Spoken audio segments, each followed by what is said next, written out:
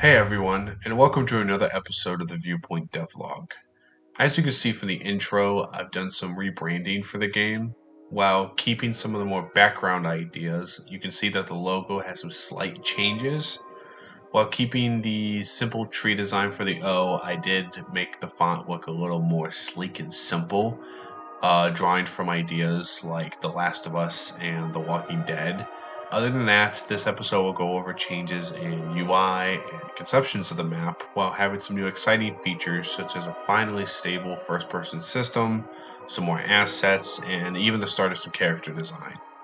Now, after this episode, I'm hoping to make this series a bit more consistent, coming out with at least one new video a week, hopefully on Sundays around Central Time. Without further ado, welcome to a journey of a solo developer making a survival game, all on his own.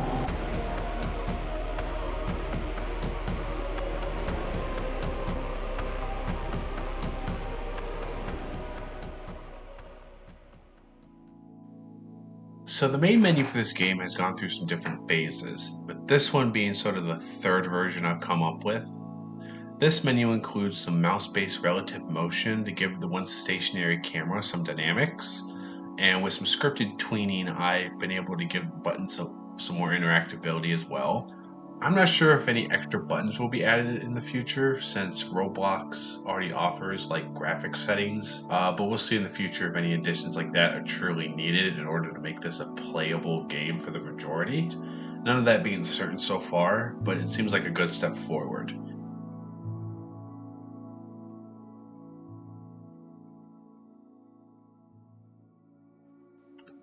So finally getting around to some basic character design, I've sort of separated them into three basic categories: survivors, rebels, and a military group. No accessories have been made so far, but these lines of clothing that you're seeing I picked from a closed group on Roblox called Anarchy's Apocalyptic Apparel, and the more tactical outfits I've done from Sphinx.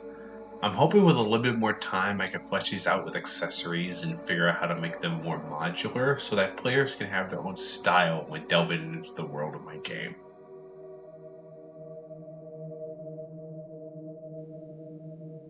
For the FPS system you can see here, Roblox has recently offered a template that I've taken and sort of fixed to my own needs. Currently we have 2 pistols and 2 rifles, and it includes a lot of modular things like animation and recoil and a little bit of bobbing, just to give the players, a depth into what I want. And hopefully in the future I can expand this into something maybe a little bit more detailed, but we'll have to see as the project comes along to see where this system goes.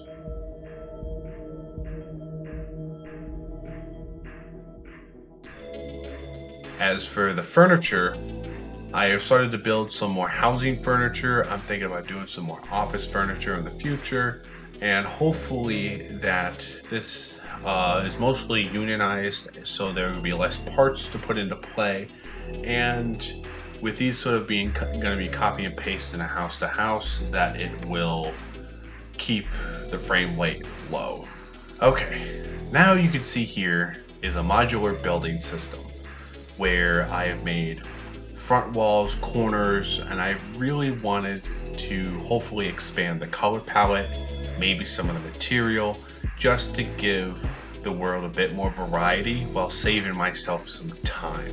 I'm a solo developer, I need as much time as I can, and I need to be able to do as much work in as short amount of time as possible.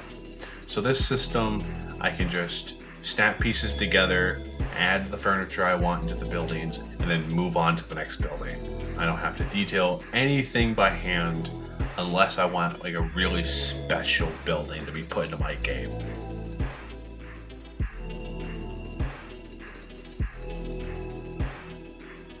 So for the map concept so far, I've sort of been coming up with the idea of, the difference between a military, civilian, and rebel ideology that's put into the map.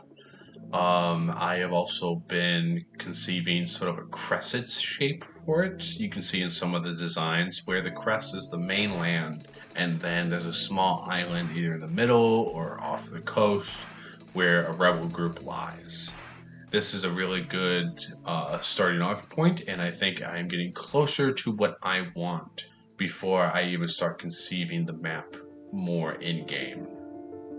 Hey everyone, so thank you for making it to the end of the video. I plan to expand the FPS system a bit more with a few more rifles, as I said before, and I also want to expand some of the material in the modular building system and add more furniture and expand more sets, make new sets, so that I can keep everything sort of modular and hopefully keep everything sort of at a low frame rate. Also, I'm just going to keep working on the current concept of the map. I think I'm getting closer to what I like and closer to a personal or more unique feel than what I see most folks do when it comes to just island places.